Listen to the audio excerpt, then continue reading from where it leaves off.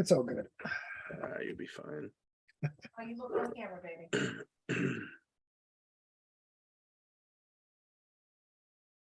Tim's gonna be real mad if he misses this. How do you look on camera? You look good on camera. I'm all good. Thank you. For the most part. John said for the most part. For the most part. You He doesn't you look know- bad. How's yeah, that? Yeah. I look acceptable. Okay. Yeah. Presentable. Jesus. Because John is my work husband. It's true.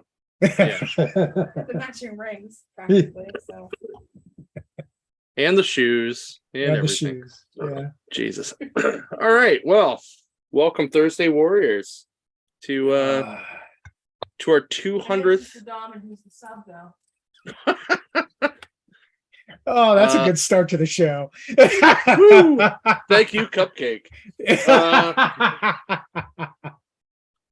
Tim would have left at this moment anyway. So I don't know. I think I'd be the dom, but I'm just saying. I think we take turns. I think we would. I think we'd flip flop. Actually, like depends on the week. Yeah. So or the night. So and depends on how shitty of a day I've had. So anyway, welcome to our 200th episode. Sort of like we're pretty sure that this is close to the actual 200th legacy episode because when I tried to do the numbering from when we came onto YouTube, it was a legacy numbering. But I don't think it was quite right. So we're calling this the 200th episode, which is pretty good. So we're doing the Marvel Legacy version, huh? Okay. Yeah. We know how everybody loved that. That's fair. Well, considering it took us like 8 years to do it, because we started this when it was just audio. I was still the manager at the Mills, and it was me, Ken, and Chip. And we would meet at the Mills weekly. We would have a beer while we did it. And it was a lot of fun then. It's still a lot of fun now. I thank everybody for tuning in and hanging out with us all the time. It's always been a lot of fun. You know, I really, really love you guys. So, Well, since I'm the newbie, I was gonna say I've done platforms before.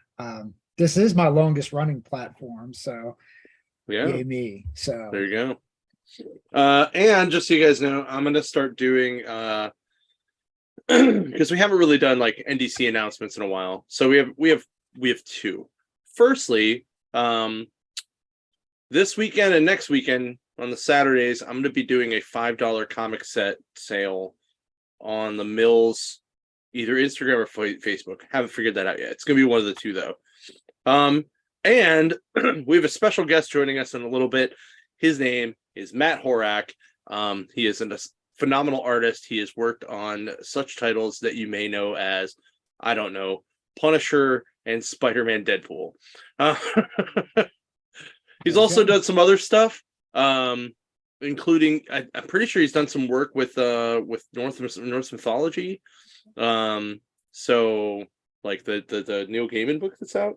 So make sure you check that out. It is always good to have Matt hang out. He's a super chill dude. He's got some stories, which will be great. So, hold on, Tim texted me. He's like, I'm ready. I'm like, I've already sent you this link. God damn it. I'm just gonna send him the link and be like, already started. So anyway, we're like, that's why we haven't really, you know, I haven't really gone too far into it yet. But we are excited. Well, this is going to be what anniversary / 2020 year in review. We'll put it that way. No. 2022 year in review. Yeah. We reviewed 2020 a bunch of years ago. Yes. So. Sorry. It is. I've been up since 5, so please, I understand. I didn't even get my nap in, so I'm. Oh, look at you. But Why? Like, I don't get it. I keep sending Tim the link, and he's still not even in the waiting room. mm, Well, there he is. Holy crap. there we go.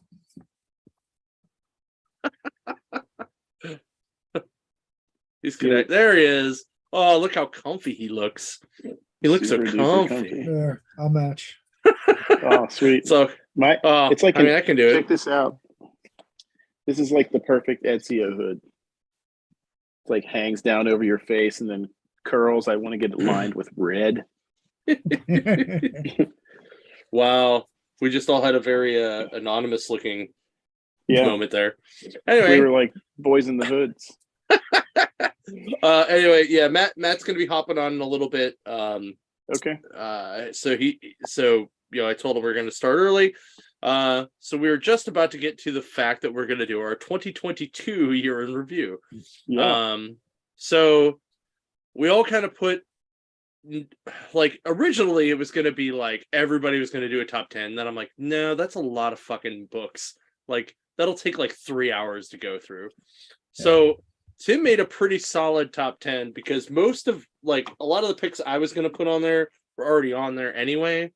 I added 3 more that I will add onto the list at the end. And then Justin had 5 that were not on the list.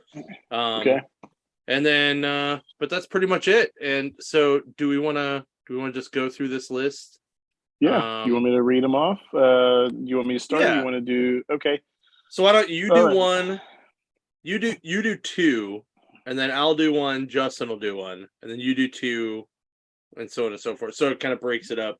Yeah. Okay. And we can kind of talk about it as we go. Are you reading from my list? Yeah. Okay. All right. Okay. So first, and this isn't in any specific order. This is just top 10. I don't have them ranked like this is number 1 for sure. Okay.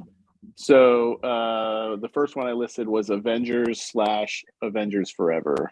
The Jason Aaron run has been fantastic, and I think we're almost a full year in on Avengers Forever and seeing how that ties in. And this is going to be his baby's coming to an end pretty soon, so that's been fantastic. So my second one on my list was Batman Beyond the White Knight, which we've talked about like 1,000 times on this show. So Yeah, it's so good. yeah, that book was definitely on my list too. Yeah, mine as well. And I've always just I enjoy the Sean Murphy stuff in general. yeah. And he just keeps cranking it out, and I love every minute of it. So It's probably one of the best Elseworld stories that they should be like promoting way more than they Makes me are. want it to be like the regular world story. right. That good. Yeah. Well, maybe it will come to fruition. They've done that before, but I mean, not that Chip Hey, Zdarsky's Batman's how about this? bad. James Gunn does it. It could be a project since he's God. now officially Yeah. a DC man. So there's the world of possibilities here. oh They yeah, gotta let do us know what you something. guys think about this list as we're going through it. By the way, Yep. so All right. So you got next. Justin, you're next. Well, Oh, I will do one that That's fine. neither of you 'Cause- guys had on their list here was okay. I'll do Wolverine the Patch series. That's a good one. I liked it. The art was decent. I like the story. It added to the mythos of Yeah. him during that period that, like it was one of those gray areas that nobody really knew exactly what Wolverine was doing in that Mhm. era. So it's nice that they did this. They went back and they added a little bit more depth to it. You got to meet some new mutants during this. Yep. Definitely saw his involvement with Shield a little bit more. So I enjoyed it. Anybody who's a big Wolverine fan, I recommend wholeheartedly. And I know, there's been a lot of crappy Wolverine miniseries out there, Yeah, but the X, this is X definitely Lives one of the No. better X ones. Deaths was pretty bad. The X Yeah. Lives X Deaths, but the Wolverine main series, it's like Patch, and then the Wolverine Yeah. main series. Those have both been pretty good. Yeah. Well, the X Lives wasn't bad, but the X Deaths was definitely the bigger disappointment. Yeah, for sure. But this was definitely one of the ones of, if they do more of this, I'm down for it. So, Yeah. Go ahead, John. My first one is She-Hulk, because they relaunched it this year, and it has felt the most She-Hulk it actually has been, I would say, since probably the early 2010s. No, I would say from the last time she felt really like She-Hulk was Charles Soule. But she wasn't stellar, like it still wasn't as stellar as the other stuff, mostly because I think it only went like 20 some issues. But man, this book it's bringing it back. It's got the feel, the vibe, the life, everything you want from She-Hulk is in this book, and that's what I love about it. So, continuing on. Are you doing another one, or am I going? No, you more? can go. I only have 3, so I'll just Okay. chime in as you go. So these are just our best of 2022 instead of a top 10, because it's like a top 18. Well, my next 2 is the Daniel Warren Johnson connection. Do a Power Bomb and Jurassic League. Jurassic League was just insanity, and it was so much fun. The idea of the Justice League being dinosaurs, and Do a Power Bomb is like, oh, cool, it's a wrestling book, and then you don't realize that like you're probably going to cry after several of these issues. Like, he does a really good job with those. I would have. My only thing is, I don't think Do a Power Bomb was as good as Jurassic League, so I would have put Do a Power Bomb on honorable mentions. But I do agree that Jurassic League was fucking sweet. Yeah. So. All right. Cool. So, Justin. Next, I will get into a Hulk book, Hulk Grand Design. Yep. I think we can all agree, for not just local reasons, for our fair Jim Rugg there, but it was an excellent series overall. It was well represented, definitely in spirit of the Grand Design series that is really, really good. If you're an old schooler wanting a little bit of that old school to the new people in this hobby that want to learn about what it was like reading in the old days, this gives that nice retro feel to it. So definitely one of my favorites. It's a good addition to the whole Grand Design line, and all those guys being local helps it just as that much. Pittsburgh Grand Design. Pittsburgh Grand Design. Yep. They need now we should get with that. Well, it's like, who else do we get to do one? We could have like Robert Hack do one, but what would it be, like Doctor Strange Grand Design? Because that'd be like right up his alley. He could do a sick Doctor Strange. That would be fantastic. That would be awesome. I mean, I don't even know what other one I would want as a Grand Design, to be honest. I think they hit the right ones.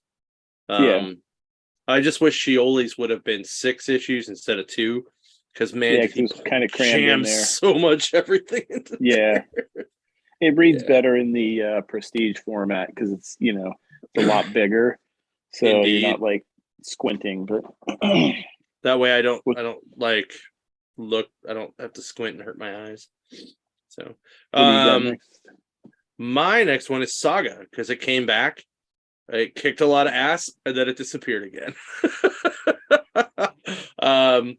But it picked right up. It was like you forgot that they were like on hiatus for like 2 or 3 years. It picked right up where it needed to be. It was all speed ahead, and then it wasn't.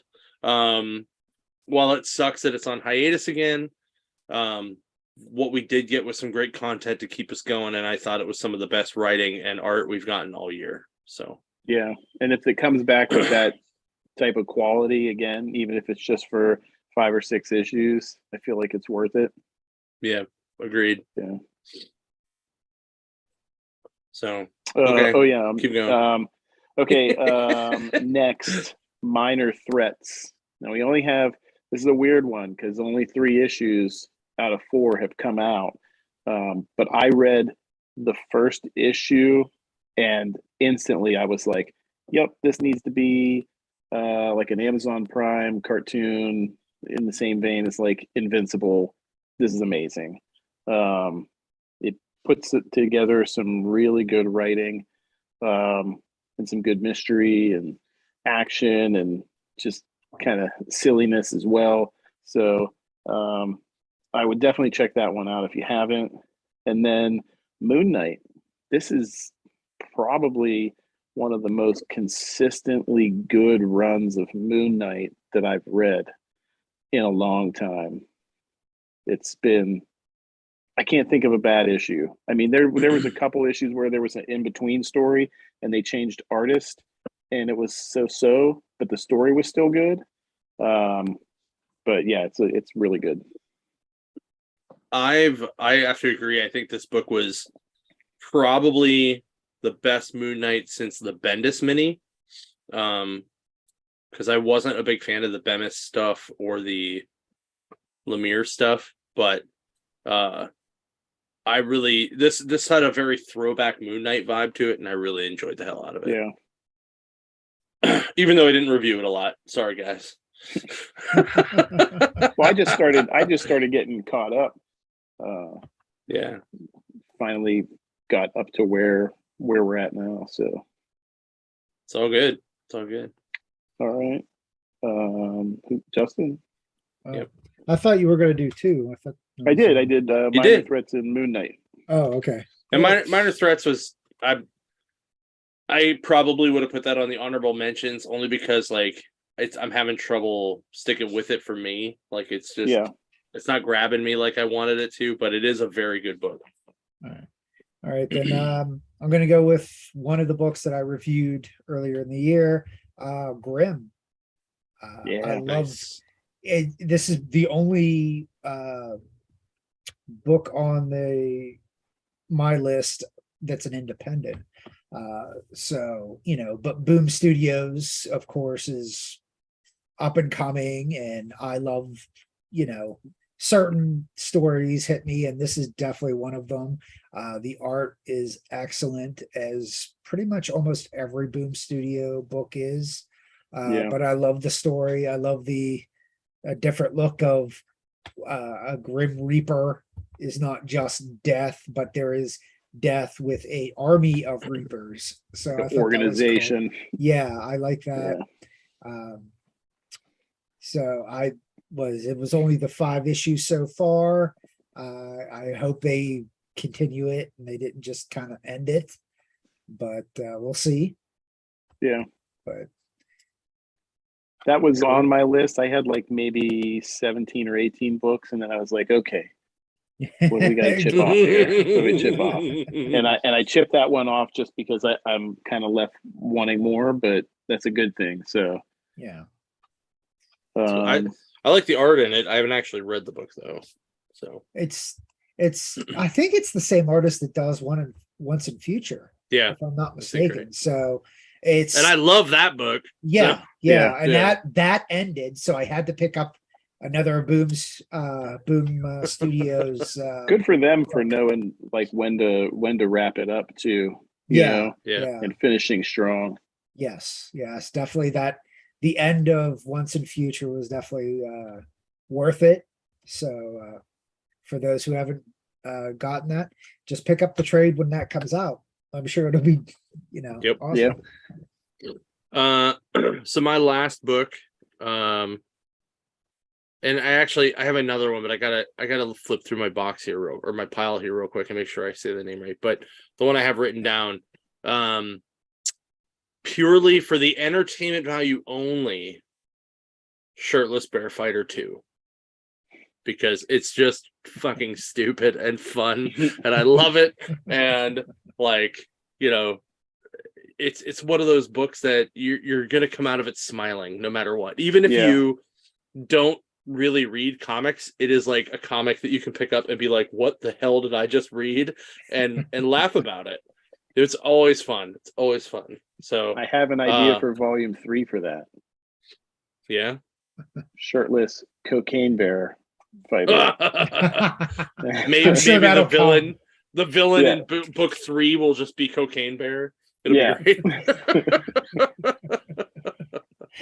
I can't stop talking about it because I'm so excited for that movie. It's going to be so stupid. It's going to be great. Right? I know. Like it's going to be worth it for the ridiculousness alone. Like good stupid. So, right. I can't wait to just watch Gail Simone go to town. Like, I'm about to talk about her. Go ahead. My next one was Nightwing, Tom Taylor. Yeah. His whole run of Nightwing has been fantastic. I was so on the Rebirth Nightwing, and then he comes along and he's just like giving it his Tom Taylor flavor. Is that it? Yeah, Tom Taylor flavor. But he had been going back and forth with Gail Simone on Twitter about, you know, they were calling her the bear, and she's like, I'm not Cocaine Bear. So he wrote her into an issue of Nightwing. I think it's issue 100, and there's a little flyer that says the Cocaine Bear, a G. Simone death blood show. And I was just like, that's awesome. And then the next one's Justin Mason's Spider-Punk. That was a lot of fun. That was cool to see that universe. There's not many of the Spider-Man, the Spider-Verse characters that have their own like book or mini series. You know, there's a lot of cool ones that they've introduced. So Matt's it was jumping cool in here in a second, guys. Okay. It was cool to jump into that world. So I enjoyed that. Yeah, I enjoyed that book a lot. A lot. Yeah, it's the only Spider-Man I've read since original Superior Spider-Man series. So yeah. It takes a lot for me to get in the Spider-Man. Here he comes. It is. So what do you got next, Justin? Well, since you took Spider-Punk, I'll do one of my honorable mentions in there. I'm going to do Batman Beyond the Neo Year series. I'm a Batman Beyond fan anyway, but I love this series because this is Terry McGinnis after Bruce died. Yeah. And you never thought he was going to die, you know, but he finally does. And this is where it leaves off. And it's pretty sweet. I enjoyed it. I think they're going to try to do they're going to do another series of this. So I'm looking forward to it. It's the one, it's either the Batman White Knight or Batman Beyond. They haven't screwed up yet. Yeah. Those are the two Batman they have not messed with that completely ruined everything. Yeah. So, you know, consistently good story, good art, you know, I don't know how DC is putting these out, but then they're like, oh yeah, here's our 15 other Batman titles. They're all garbage. Well, except for the Chip Zdarsky Batman's really good. So yeah, but it in general is like it's all over the place. Yeah. So all right. Well, I want to welcome Matt into the show. Hi, Matt. Even though your video is not on, can you hear me? Yes, I can. Okay. So, I don't know why good. my video is not working. Weird. I don't know. So we got about, I don't know, we have like 3 more books to talk about on our best of. We have a couple honorable mentions, a graphic novel, and then the biggest disappointments. So please feel free to jump in if you want, and then we'll do some interview and discussion with you. It'll be good. Okay. You want me to just blow through the rest of them? Well, my last book that I never talked to anybody about because I finally caught up on it, but was very fucking awesome, was Neverender, from Behemoth Comics. Holy crap, was that book good? Super crazy sci-fi. I love it. Make sure you guys check it out. Behemoth doesn't do a lot of books, but it's very, very good, and I want you all to check it out. And no, it's not a Coheed and Cambria tie-in, which is kind of boring. But, I was going to ask about that. but I was hoping it would be, but it wasn't.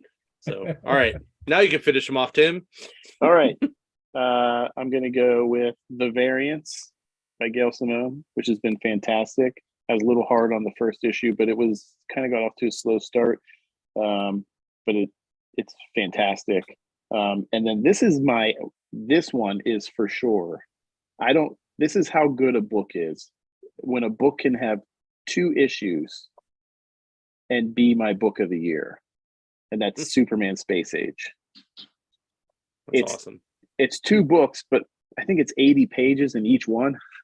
So it's like 4. 2 books. Yeah. So that was my favorite one this year so far. Nice. We'll go with the Triple C for honorable mentions. Carnage. Did you mean to do that? Because I did not. It worked out that way. Right. Carnage has no business being a good book because most Carnage books aren't. It's a really good book. Captain Marvel, and then one of my favorites was Catwoman Lonely City. That was really good. My best original graphic novel, I thought of a second one.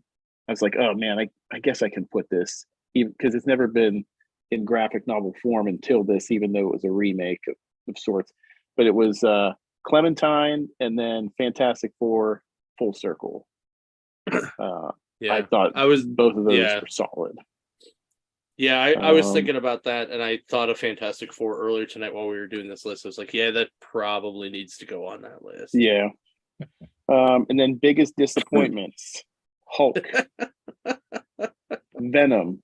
When the opposite writers, Cates and Ewing, were doing their books, Immortal Hulk and Venom, and where they was so good, and they both finished amazing, and then we're like, these guys are swapping. We're gonna get more good stuff. We did not. Hulk sucked. Venom I don't even know what the hell's going on in Venom. And then all Star Wars books.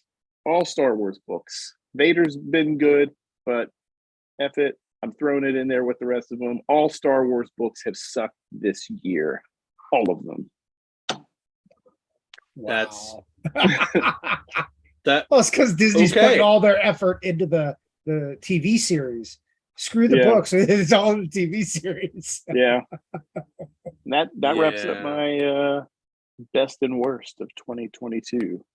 Yeah, we were talking about how the first chunk of when the books swapped, like the first 3 issues of both were actually pretty good, and then they just nosedived. Yeah. So, but all right, Justin, do you have any more honorable mentions or worst of or graphic novels? Well, I'll do 3 honorable mentions and the 3 disappointments. Ant-Man Volume 3, which I've talked about on here. Surprisingly good. It's like one of those underlining, you didn't know where it was going. It hits you at the end, and you're like, okay, I want more of this. So, well, you're gonna kind of get it because they're doing Wasp next. It's this 4-issue mini, and I'm excited to see how that goes. Yeah, so obviously this is going to go for next year's movie, so they had to get some interest in. So, kudos to them for doing that. John, you're going to agree with me on this honorable mention is the Sword of Azrael. Yep. Just because we've been waiting for new Azrael content for how long, Yep. and we finally got it, and it's pretty solid actually. It's Yeah. good storytelling, the art's pretty good.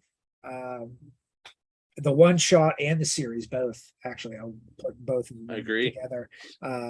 So I can't wait till that series is finished. Hopefully that's good enough that'll get some continuation as well. But Lord knows with DC, Lord knows.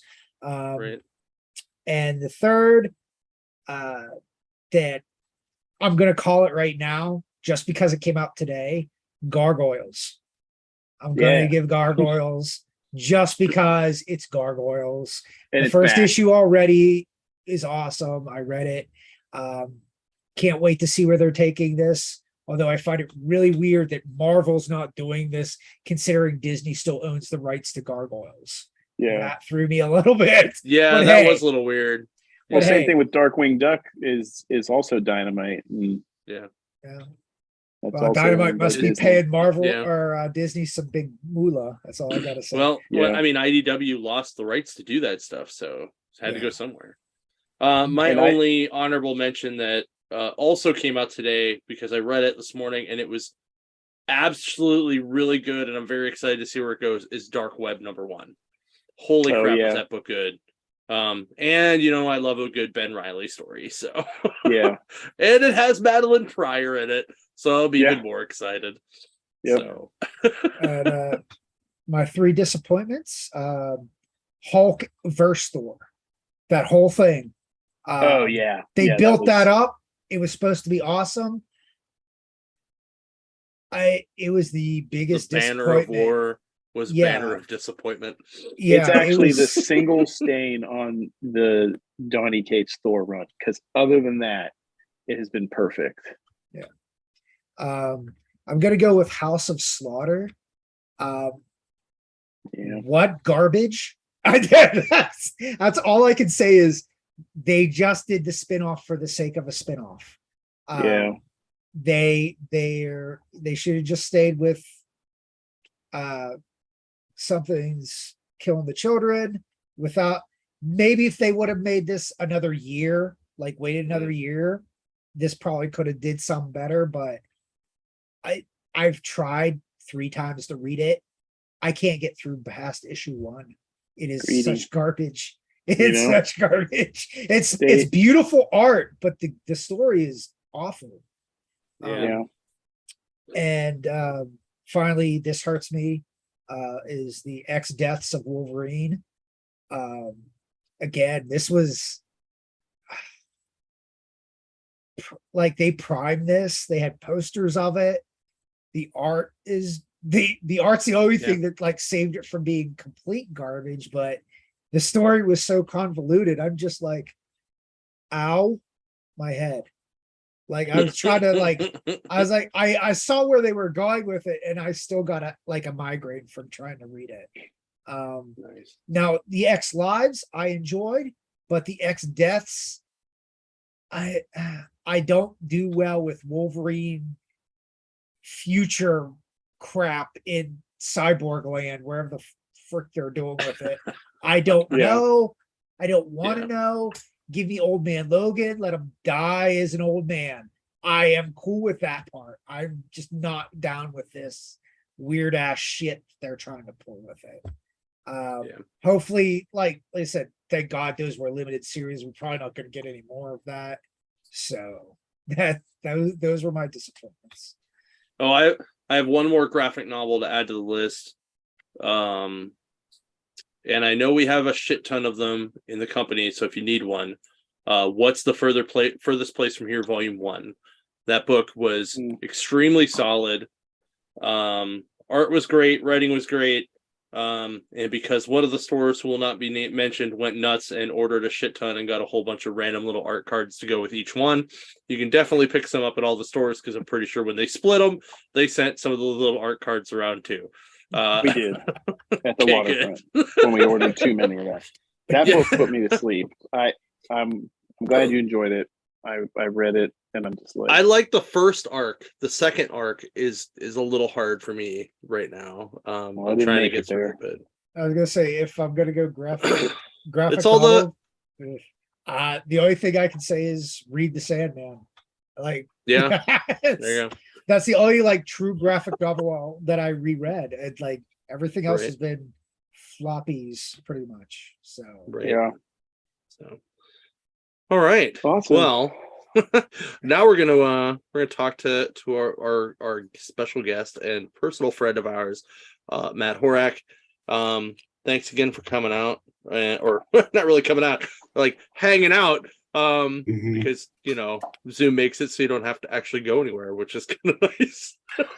Well, I did go down to my studio, so I'm undistracted at Okay. home.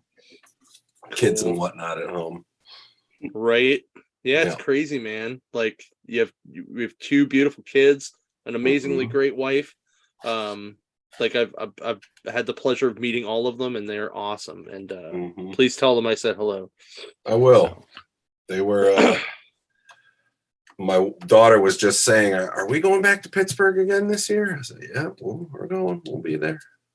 Right? Yeah. Which is cool because you are the first person we are announcing for the con tonight on this. Awesome. Because whoops. it's all right. No, Nope. it's fine. Nope. We were gonna do it anyway. So and the whole like 3 people watching will be like, oh my god, that's cool. So There's four people, dude. 4. Okay. Well, I'm one of them because I have to watch it, but Well, I'm one of them also. Shit, there's only 2. cutting uh, our audience in half, guys. it's okay. We get like 70 to 200 in They- posts. It's okay. Yeah, Depending on the they watch episode. it later. They watch it later. Yeah. That's Okay. fine. Well, it's They too listen bad. to it too. It's fine. Do we It's too are we bad, getting the like- Spotify numbers for this, by the way? I can get those. I can get those.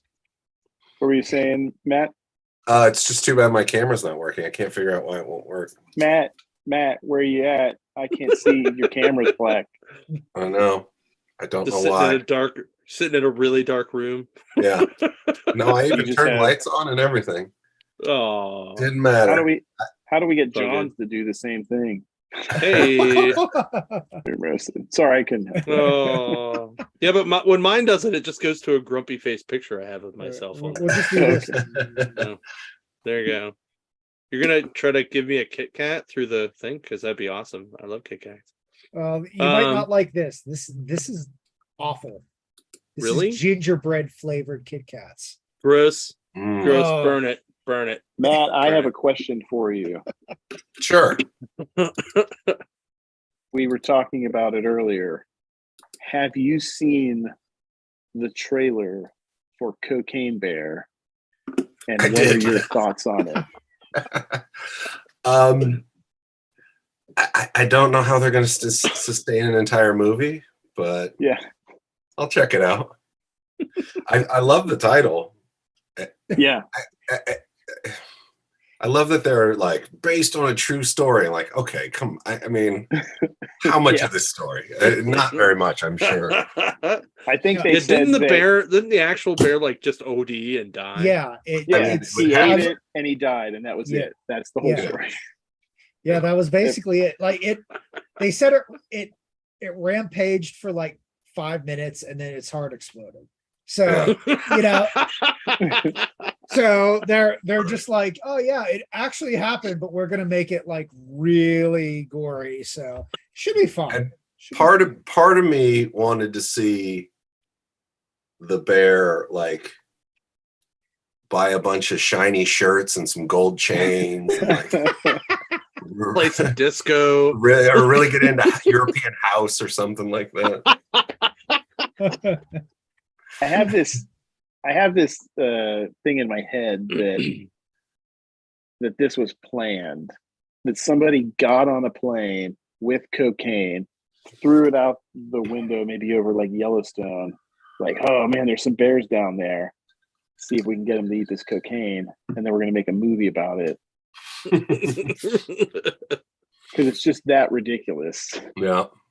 Oh, I yeah. just keep thinking like, Based in the how 80s, fucked up man. did you have to be to do cocaine in a park like that and just leave it sitting there and not give a shit. Like the wind would blow it away. Animals are out. Rangers are out. Like, how fucked up do you have? How much cocaine did you do to leave the cocaine sitting on the table or whatever the hell it is?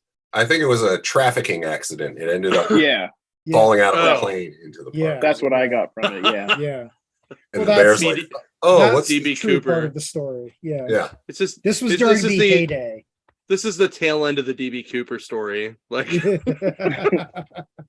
he accidentally he had cocaine with him, landed in the woods. The bear did cocaine and then killed him, and then his heart exploded. That's why we can't find him. And then at the very end of the movie, Motley Crue finishes it off.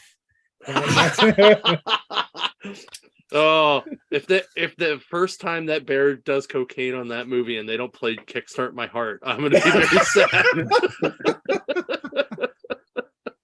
I mean, they probably shouldn't have been smuggling the cocaine in picnic baskets. Hey, boo boo. I'm sorry. We're gonna get a call from Oh. Hanna-Barbera about that, man. You're in Oh, trouble. We're getting shut down. Hanna-Barbera's calling. Aren't they Well- owned by DC now? Like, Yeah, I was gonna say Bigger it's not Warner that far off of what they were doing with some of the Hanna-Barbera properties there. man, when Comics Pro comes to Pittsburgh in February, DC's gonna roll in with like some cease and desist for us. That's why you're the boss, Oh, John. man. You get to handle all that stuff. Oh, so is that so? That's Yogi Bear's Miami cousin, Yayo Bear. Oh, Yes. I mean, they need to come Oh. to me with this. I got material for days. Oh my god. Wasn't there a bear in an Ant-Man book where he was in Miami? Yes. Like, yeah. so like, did that bear do cocaine? Because that makes sense to me. No, like- he did not. Miami Coke Bear, like No. whoever wrote that, you missed it. I think it might have been Wow. Al Ewing, actually. So anyway, for those who don't know Matt from many years of coming to our show right now and many years in the business, you've done some awesome shit. Punisher, Spider-Man, Deadpool, Norse mythology, Rick and Morty, Covenant. I think that's the Yeah. big ones, right? That's most of it. Yeah, that's most of it. In the last year or so, I did a bunch of Infinity comics, the scrolling comics on the Unlimited app. Oh, nice. Nice. Which ones did you So I do? did a part of X-Men Unlimited, which was the Deadpool Juggernaut story. Oh, nice. That was awesome. Yeah, thank you. Yeah, it was fun. And then I did some Spider-Bot strips. Oh, And, nice. I was reading that one too. Jordan Bloom wrote those. Yeah, that was really fun. Yeah, it was fun. It was a good time. And then I did the recent Who is Namor, like primer kind of retelling of his origin, which was also a Infinity comic. Nice. And I also did some stuff for Marvel Scholastic recently. So the new Miles Morales Stranger Tides graphic novel that cool. came out. I did the majority of the layouts for that. And then I did a handful of pages in the Captain America Ghost Army OGN finishes in that one. Nice. So I've done a bunch That's of weird awesome. stuff. Haven't actually been on the comic shelves in the past year, but I've been doing a bunch of stuff. Yeah, but like these Infinity comics are fantastic. Like, there's a lot of really good ones, and I love the challenge. It's like as you're reading it, it's like, oh man, Mhm. it's so cool how they just made that keep going. I think like the Shang-Chi one was really good. There was a lot of like cool like smoke effects that just went down the page and into the next panel. So I'm a big people should buy print, but these Yeah. Infinity comics really make it worth getting the app to read these too. And some of them, I mean, they've done the X-Men ones and printed them. Yeah. Yeah, I asked when I first got the job if it'll ever be in print, and the editor said, "Well, we pretty much print everything we do, so yes." Nice. It may take a while, but if they can squeeze a couple more dollars out of it, they will. Yeah. Right. Yeah, I think Gar- they usually just put them into graphic novel form, though. I think. yeah. I would love to see it in print. I did ask if when they go to do that process, if I can have some say in how they rearrange it. So they said they would, but we'll see. Nice. I also did a retailer variant for Gargoyles #1, actually. Oh, really? For Adams Action Figures and Comics in Edinburgh, Ohio. Nice. Yeah, it was fun. Did a couple Okay. signings with him over the last couple days. I wonder if I have it here. Yeah. Hold on. Oh, my camera doesn't work. I try. I can't even share my screen or anything. So I'm seeing if I could find it. yeah, if you find Adams Action Figures and Comics, if you Google search them, or if they're on Facebook, I think is maybe the best place to reach them. And I think he posted something there. It's something that I keep like, oh yeah, I got to post about that. I keep forgetting. It's been a busy week. It's been a busy week for me. I did GalaxyCon Columbus this past weekend. How was that? And it was fun. It was nice. It wasn't super busy, but good crowds, good guest list. They treated us nice. It's nice and close. It's only 2 hours away from me, so. Yeah, I know a lot of my friends that went out there last weekend. So, yeah, and then like this week, that makes even more sense as to why cosplay karaoke didn't work out. We did cosplay karaoke yesterday for the first time in a long time. We did not have a full singing card. Wow. And it's always in December, and I'm like, well, maybe it's because Steel City's coming up and like next weekend, and everybody's just prepping for that. And I didn't even think about the fact that GalaxyCon was last weekend, so everybody's just exhausted. Yeah.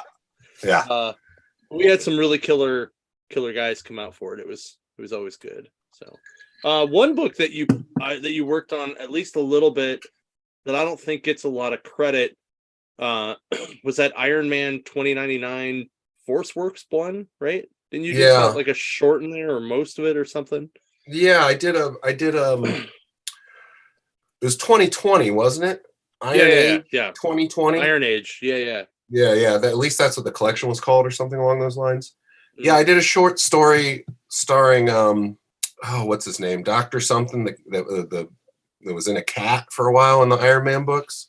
I can't remember the character, but he had been turned back into a normal cat. And it's just a short story about that cat getting thrown out of the building and then coming back. And this cat just has this adventure in Seattle. It was really fun to do. I got to get a little, play around with it a little bit. And written by Christopher Cantwell. It was a fun little story. I'd love to do more stuff like that. That's awesome. Yeah. There's something else I was going to mention too. I don't know. I can't remember. Do you have anything that you can that you can talk about that's coming up that you're working on that we should be keeping our eye out for? Not particularly. Nothing I can really say for certain at this moment. For legal reasons, he can. Yes,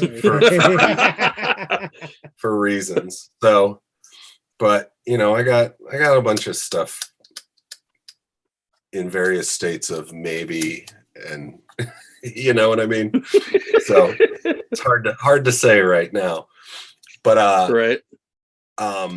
Thankfully, it just kind of worked out where I finished some projects and I have some next stuff's not really starting, but I did a bunch of commissions and stuff with the con and with Adam signing and stuff, and so I think I'm going to be able to kind of take it easy until the new year and actually enjoy the holidays for once, which will be cool. That's awesome. Yeah. Lord knows I need the free time with a 1-year-old at home. John, I can't get I can't find the picture. Well, here, let me ask you this. Is there trying a to find it myself, so character or book that you would be interested in future dates? I would love to do some Star Wars stuff. I've always loved Star Wars. I grew up on X-Men, so I'd love to do a real like X-Men run, or even just Logan Wolverine. He was my favorite as a kid, so didn't really get a chance to do that. I at least at Marvel on Spider-Man Deadpool, we did such crazy like out of continuity mashup LMDs madness that I got to draw like so many characters on that book, and at least for a page or two, got to squeeze so many characters in that it scratched a lot of the itches for Marvel stuff. If anything, it's more about like writers I'd like to work with. There's so many writers I like that I've never gotten a chance to work with, and especially writers I'm friends with like Donnie and Matt Rosenberg and Ed Brisson, guys that we kind of came up at the same time, and just for whatever reason we haven't ever been matched up on anything. Well, Someday. you got to work with, was it Kelly Thompson? Robbie Thompson on Spider-Man. Robbie Thompson. Mm-hmm.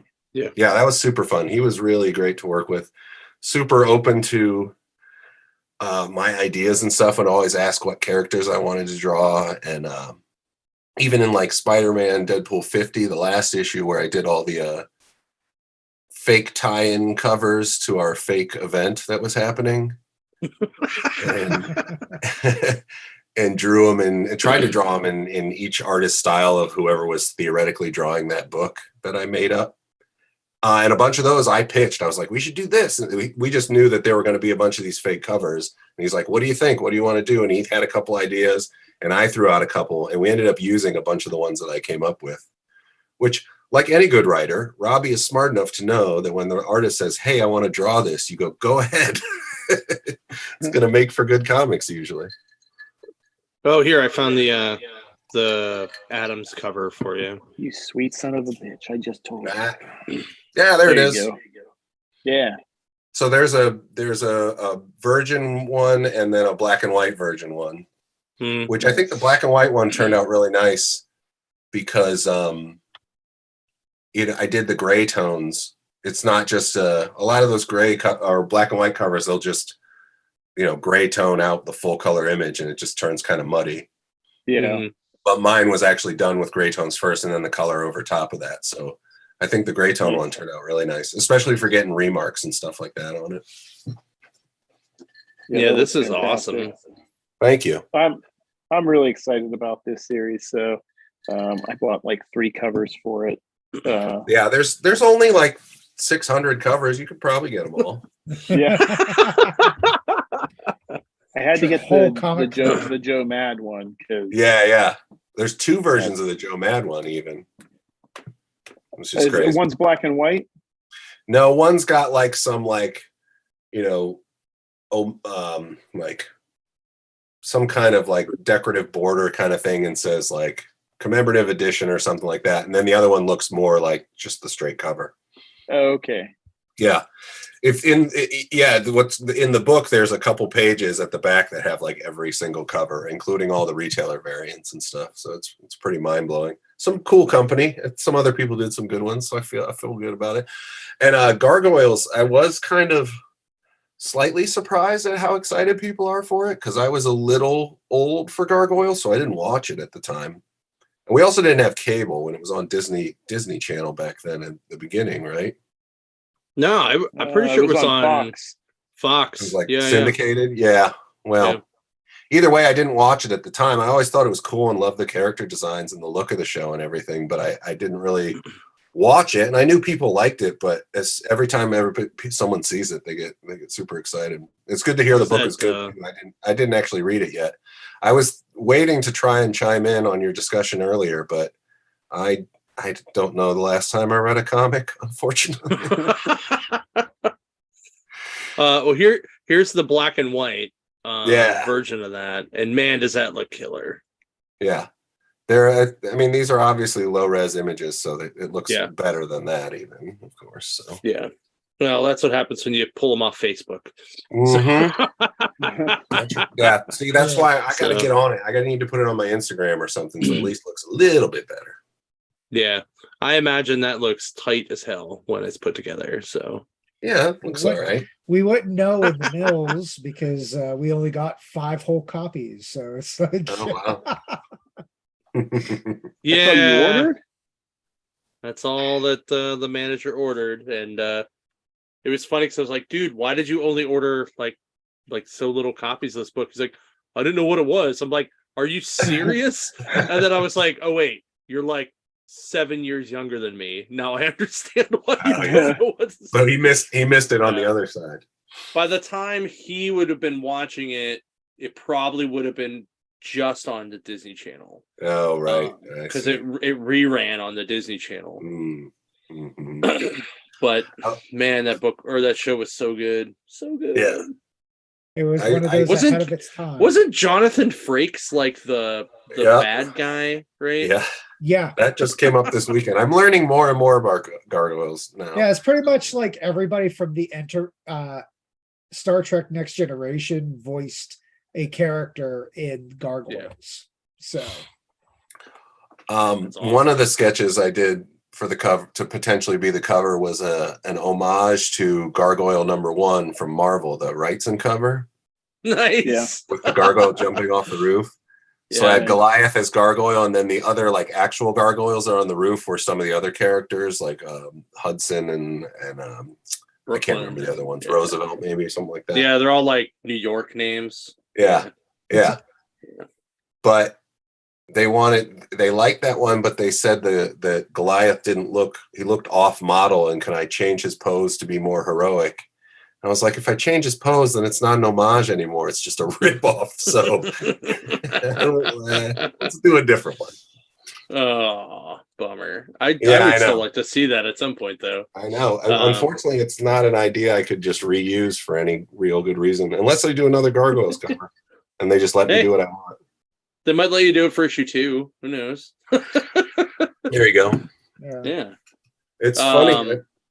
Um, Like you said, that's a Disney property, Yeah. but they had to clear my sketches through Disney via Dynamite, Yeah, that's weird that they would have and to do that. they had to approve me as an artist in the first place, even though most of my paychecks for the past 6 years have been from Disney. So whatever.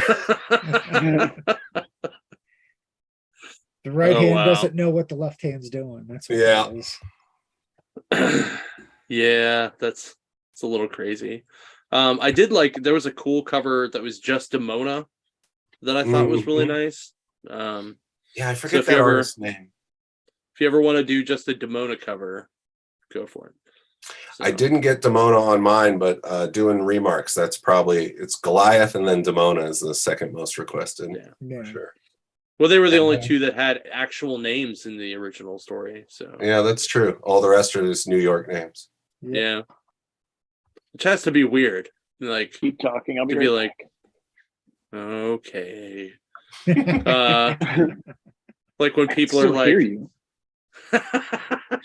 like Oh, we were gonna shit talk you, man. Come on, man. Just another just day. remember to mute it before you flush. That's all.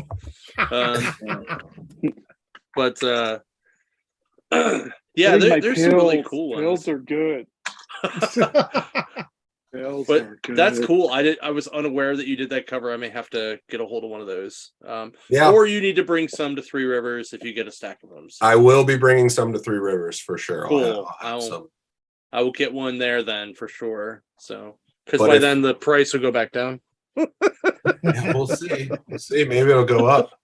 Oh crap! People will find the subliminal messages I hid in the buildings, and then everyone will get all excited. No, Did you do it that's- classic Disney style and draw like Yeah. dildos and shit in the Yeah. background? I mean, every single one of them. Little Okay. Mermaid VHS cover.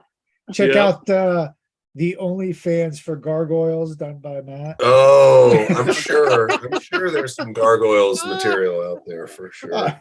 It's deviant art, man. Deviant art. Yeah. To be clear, I did not hide anything on that cover, just so Okay. I don't get in trouble. Hey, they approved it. That's all that matters. That's right. So That's right. Well, it wouldn't be the first time something got approved and then people noticed later that something Right. was hinky. Disney, Archie, same company. You know. 'Cause Are we talking about the also movies or the comics? Archie's notorious for doing that shit in there. Like they're like, oh man, do I have one hanging here? I think I have the pearl necklace cover somewhere. I don't think I have it right here, but there's like just saw the that pearl the other necklace cover. There's the beat off two guys. There's the That one's a moose classic. cross dressing one. There's a lot, and they're real crazy. But I remember Mike from Archie telling me one time, like, a book went all the way up to the president of Archie's desk. He flipped through it, and then he came out of his office and he yelled at everybody because he's like, "What the fuck, guys?" And there's a scene where like Veronica's like dumping her purse, and this phallic and flesh color or like pink phallic looking item falls out of the purse with everything, and he's like, "Come on." And they're all like, "You proved it." So No, I've never. I've obviously never maliciously hidden anything in any of the comics I've done, but there's certainly Easter eggs all over my stuff. that's fair. Especially coming up from the '80s, where Art Adams would do the use Warlock, and just have him turn into every copyrighted character he could, because no one cared back then. Right. Yeah. Right. Yeah. Well, I mean, you did get to like, and I know we've talked about this before, but with Major X, like, like your issue actually came out before the Major X issue, correct? Yeah. And like, so there was like a whole to do with McFarlane or with Liefeld, right? Like, Yeah. like, Yeah. it's just dumb, but Yeah. yeah, It was that same arc with our fake crossover with our fake big bad guy who was killing a bunch of Marvel characters. And so I could use whoever I wanted because we were not exactly in continuity. And so I threw Major X in there because I had seen the ads for him and stuff, and was trying to use some newer characters instead of just all the old ones that I know. Not even thinking when it would be on the shelves. I just knew when it needed to be done, not when it was coming out. So, and then it happened to come out the week before Major X #1, and Rob got mad. And I said, "Sorry, man, I didn't do it on purpose, but sorry, I can hit a deadline." I was probably late, actually, but whatever. I got it done enough on time. Not as late as his was. Yeah, so then I also start getting like messages from retailers being like, "Hey, is this Major X's first appearance?" And I'm like, I don't know. I guess if everyone decides that it is, it's not really my choice, you know what I mean? Yeah. I certainly didn't just do think it it's, consciously. I just think it's funny that two guys from our area, because you're from Eastern Ohio, so you're our area, and you and Ron Friends both get caught up in some dumb first appearance drama in a Spider-Man book. What was Ron Friends'? Black Suit Spider-Man. Amazing Spider-Man 252 came out a week before Secret Wars 8, but it was supposed to be the week after. But Secret Wars got postponed, like it got delayed a little bit. Right. So I didn't realize that. Yeah, so if you're going by actual date it hit the shelf, it's Amazing Spider-Man. If you're going by creatively because the guys who created or the actual thing, it's it's Secret Wars. Yeah. So Ron doesn't care. He's like, whatever. Right. He's just glad to have had the work. So Right. I'm about the same. And I think what's kind of cool about it is it isn't my decision. It's not Rob's decision. It's the market. It's they'll decide. The market will decide which issue is the more preferred. And the Secret Wars one clearly is at this point. That's the more valuable comic, right? Probably. Yeah, not by much thoh. Not by much. They're pretty close. Yeah. All right. Yeah. Well, that's good news for me then.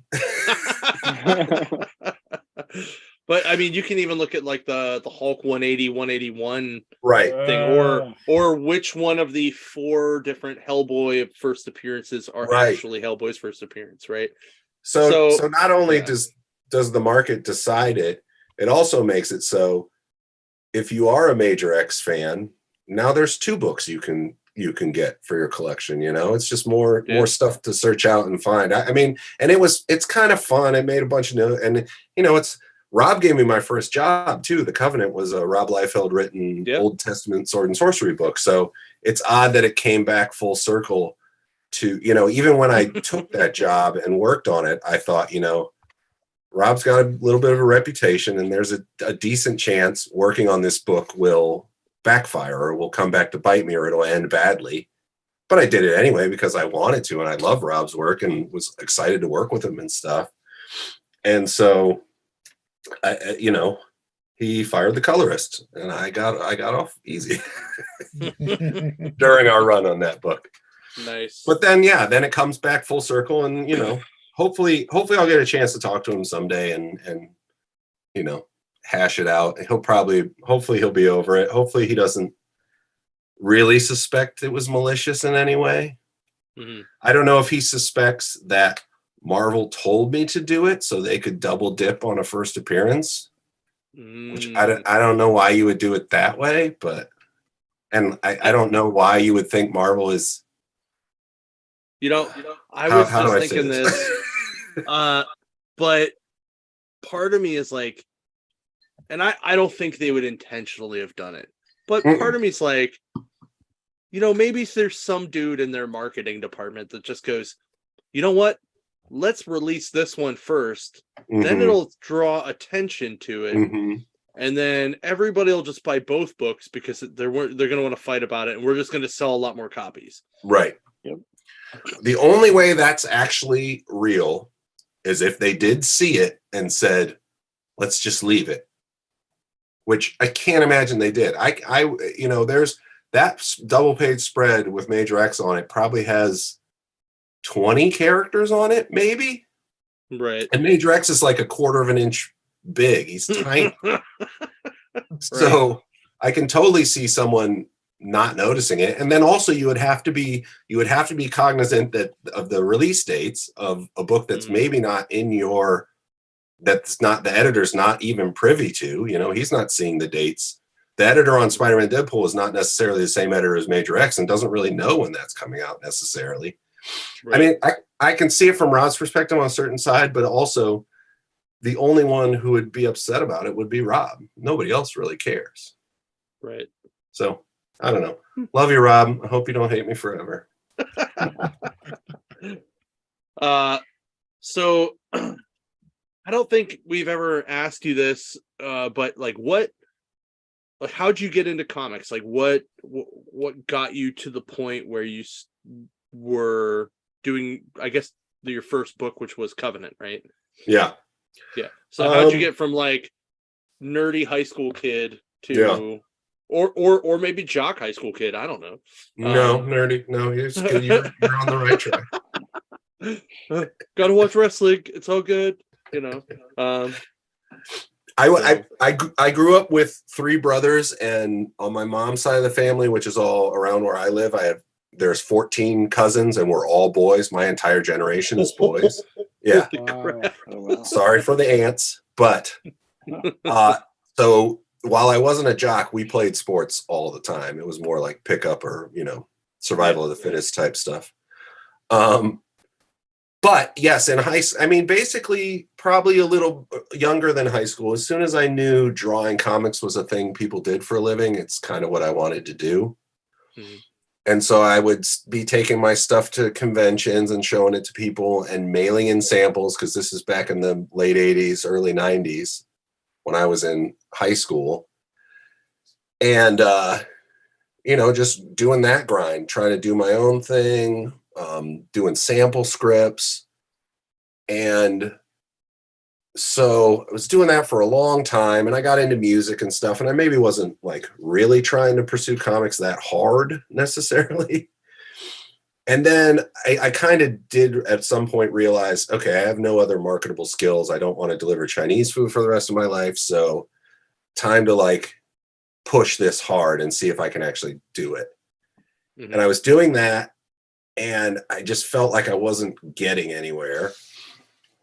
So became friends with P. Craig Russell, who lives here in Kent, Ohio, near Akron.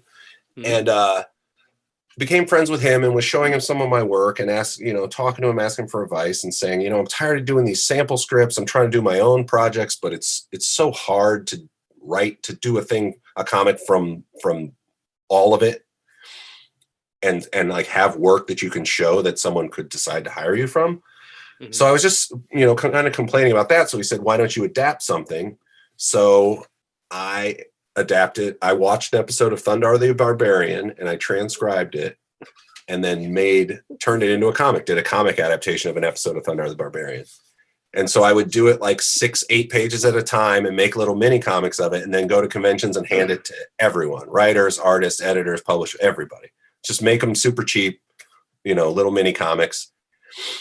And so, and I kept working on the same episode. So every time I went to a new convention or every year, I'd have 6 more pages of it. So it shows I can do the work, shows I'm improving. And also I hand it to somebody and they go, oh, Thundar, I remember this. And they actually look at it for a second instead of going, thanks, and throwing it in their portfolio and never see it again.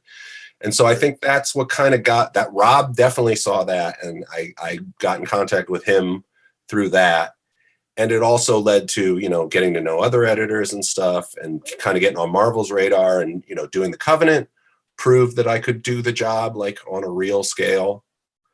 And then I did the Octaskull comic for Earthquaker Devices, where I took the names of the guitar pedal. I worked for Earthquaker Devices, which was a guitar pedal company, and took the names of the pedals and made a story with the names of the pedals as characters and places in that story. And I made that comic. And I remember that was a thing that Ricky Purden from Marvel really responded to. And that's kind of what led to me getting offered Punisher when Steve Dillon got sick. At least that's what they thought at first. And so, but then it turned out he died. They said, hold on a minute, and then decided to go forward. And I did that. So that's kind of the long-winded version. No, that's cool. I actually didn't know. I didn't realize that you picked up after Steve passed away. Mhm. Like I didn't realize that was the same thing. Yeah, I finished the issue he was working on when he died. Wow. And I actually was in New York for New York Comic Con that year because he died in New York. Mm-hmm. And I remember seeing he had a table there, and I was like, "Oh, Steve Dillon, I should go over and say hi, and go look at his stuff." And I didn't.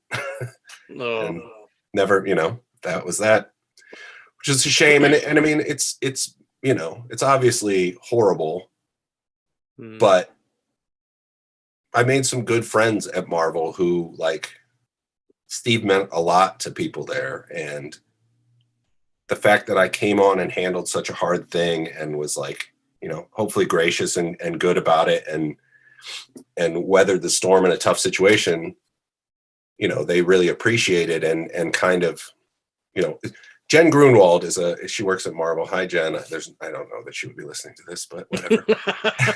You never know. Yeah, love you, Marilyn. When we get syndicated, this will be in airwaves. So, but one of the first times I met her, she said, "Steve was my friend, and I hate you." But we had already been like hanging out and laughing and having a good time all night. And if you know Jen, that's just kind of the way she is. And I mean, it was an endearing thing, kind of. I don't know. It's such a strange thing. It's such a strange thing to. Whenever I sit and tell these stories, like the Rob stuff and the Steve Dillon stuff, it's just like, who'd have thunk this was my path, to comics. So strange. You never know. But if you try and be a good person, you try and get the work, do the work, then it all settles itself. You can't worry about the external part of it necessarily. Yeah.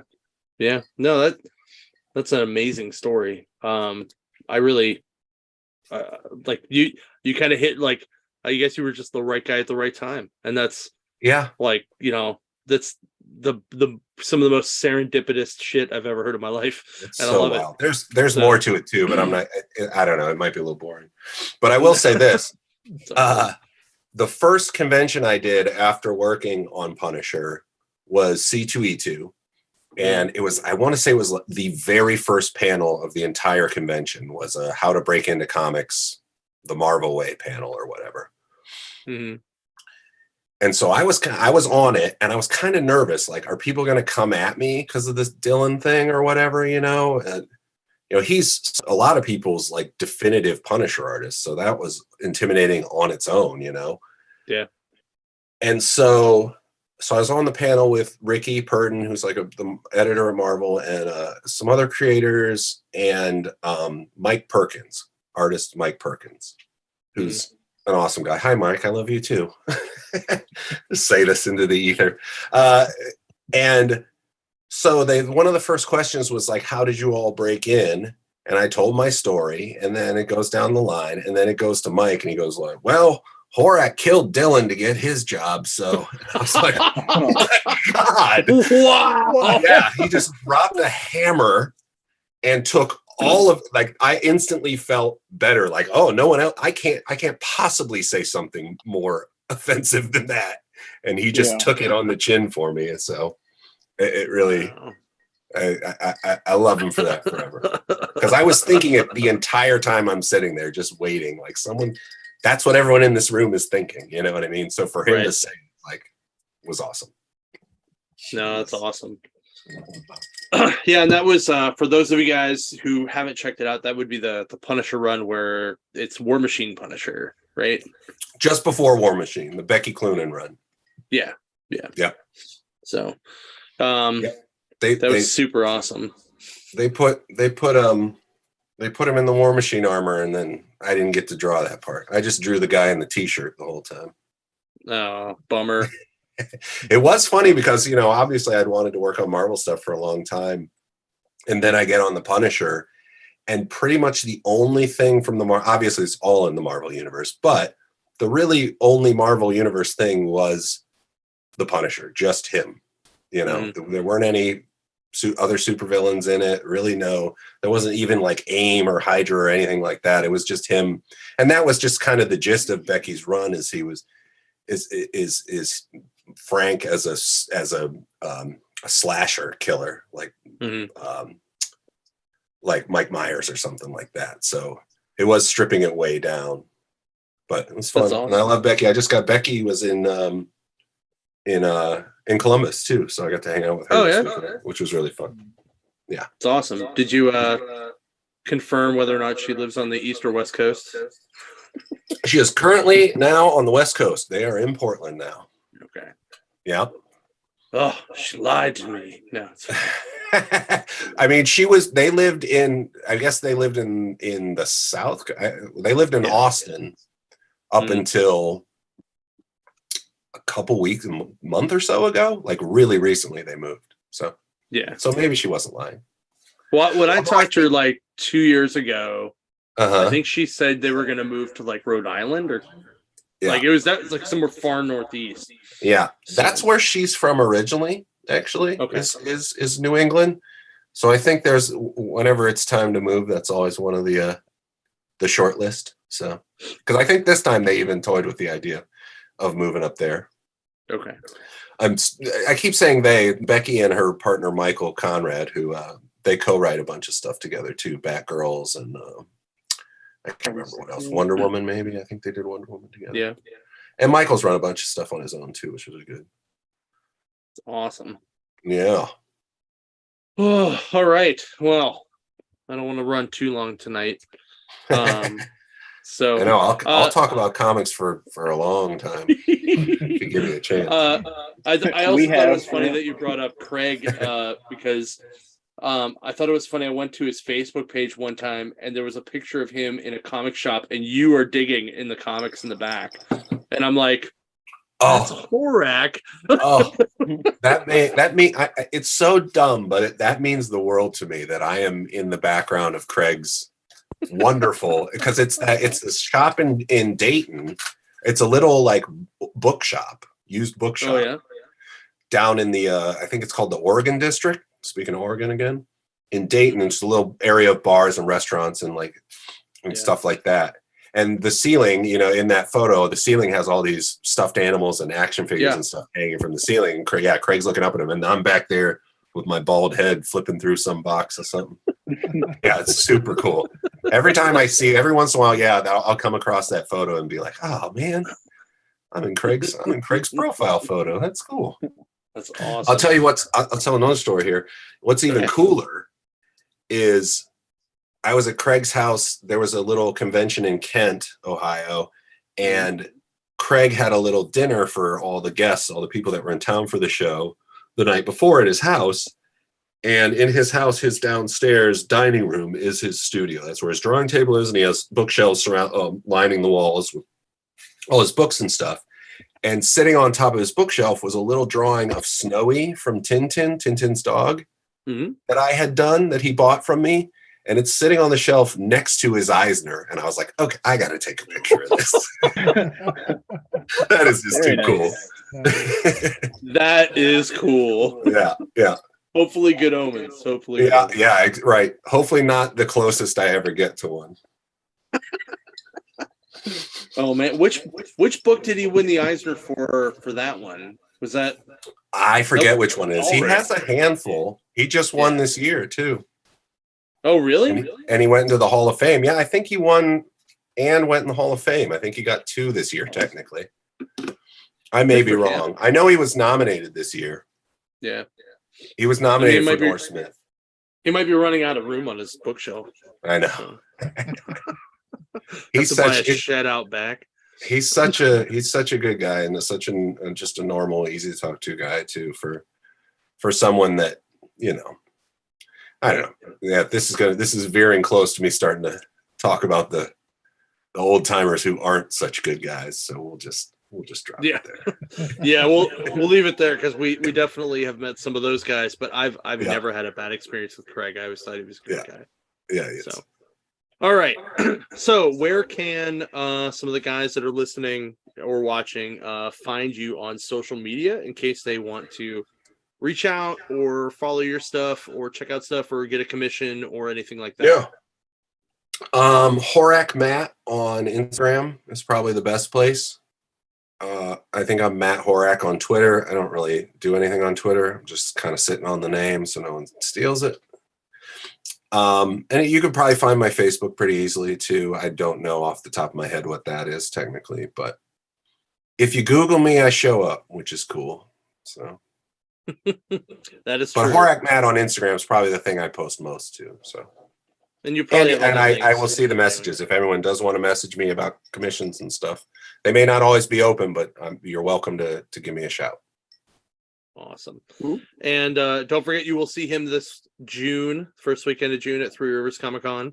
Because we're going back downtown and it's going to be a hella good time. And we're excited to have you. So thanks. I mean, that convention center is really nice, but I mean, I can't help but be nostalgic for an empty Macy's. Please don't ever tell our boss that. Don't do it. Oh no. Don't do it. Oh God. Oh, I'm sorry. Because that was one. He'll be like, let's go back. I'll be like, no. No. No. Logistically, the convention center is infinitely better, but you know, there's just something about so hanging much out at that Macy's. What's that? I said I sweat so much at that Macy's. Oh. Yeah, I mean it is an abandoned Macy's, so it can only be so nice. There's something fun about being in that room, though. It's just silly. Yeah, I mean I think the people that we bring in make the atmosphere good, and that's what we like, and that's what we like to see, and we hope to continue and keep it rolling. And we're really excited. We have some new marketing tricks we're going to try this year. So we're going to see how it goes. But that's news to me, John. No, you're just not thinking of some of this stuff as new marketing tricks. But I mean, I gave the idea of like stripper night at the comic store, and I told you yes already when you asked me, Justin. I will. No one listens to John. Anyway, all right, listeners, thank you for a great year. We will see you in the new year. We are no touching. I don't do touching. Make sure you stop by the waterfront and give Tim all the hugs, all of them, or at least some high fives. I know he likes high fives. Yeah. So, yes. Yeah. But thanks guys for watching. We'll see you in January. Have a safe and happy holiday. Don't do anything Yes. stupid. And if you're gonna do something stupid, come to one of our stores and blow a shit ton of money on books. That's something stupid that's worth it. So Yes. Buy me my books. yeah, or buy us something cool. Yeah. Yeah. You don't have to, but it'd be nice. I mean, Or just walk in the door and throw a fistful of money. Walk Yeah. away. Yeah. That's really stupid. there you go. Yeah, like that. Yeah. I mean, there's like a Star Wars one at the Mills I wouldn't mind owning, but it's like $250 or $300 or something. So, Yeah. I mean, I'm just saying. Yeah. So, all right. We will all see you guys in the new year. Matt, stick Yes. around because we'll talk for a minute after this. All right. You guys want to say anything before? I just want to say what a pleasure it was talking with Matt, and this was one of my favorite shows. Doing the recap and talking with him. So can't wait for next year and everything that happens. This is the 200th episode, and I thought it was pretty damn good. Agreed. 4 out of 5 stars. There you Yeah. go. Yeah. 4 1/3. If Matt's camera worked, 4 I know. Yeah. I'm sorry, everyone. Like I said, we keep that standard of the most mediocre comic book podcast ever. So something has to go wrong. So Right. We're But mediocre. That's all that as matters. the new guy in general here in the crew, it's fun. Again, happy holidays to everybody out there. Don't care what you celebrate, just be safe, be careful, and if someone needs help, please help them. This is that time of year. We've lost so many people to suicide, and this is definitely that time of year where that comes up. So everybody just, if someone needs to hang out, take them to a comic book store and bullshit about comics. Maybe that'll make their day. Yeah. So Try not to let anybody be by themselves on Christmas. That's the goal. No. So, all right. Thanks, guys.